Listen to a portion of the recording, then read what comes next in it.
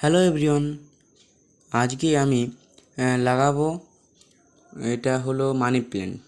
আগের ভিডিও দেখাচ্ছিলাম মানি প্ল্যান্টের পরিচর্যা, তো সেই ভিডিওটাতে কীভাবে তৈরি করতে হয় চারাটা সেটা ভাবলাম শেয়ার করে দিই তোমার সঙ্গে। তো এরকম নর্মাল একটা ডাল নিয়ে নেবে, যেখানে রুটস বেরিয়ে আছে দেখতে পাচ্ছ, সব ডগাগুলো নিজেতে গিটগুলোতে রুটস বেরিয়ে থাকে, সেইগুলো কেটে নেবে। আমি যেমন করে কাটছি এরকম করেও কাটতে পারো, তোমাদের ইচ্ছে কেটে নেবে। দেখতে পাচ্ছ কত বড় বড় আছে, যত বড় হবে গাছটা জলদি করে পাতা বেরোবে।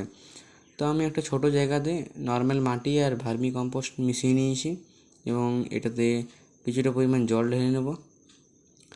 জল ঢেলে নিয়েছি, দেখো ভালো করে ভিজিয়ে দিবে, মশলা রাখতে হবে। এবং ডালগুলোর উপরে যে কোনো ফাঙ্গিসাইড বা আমি হলুদ দিয়েছি যাতে ফাঙ্গাস যেন না অ্যাটাক করে। চলো চট করে এই যে হয়ে গেল।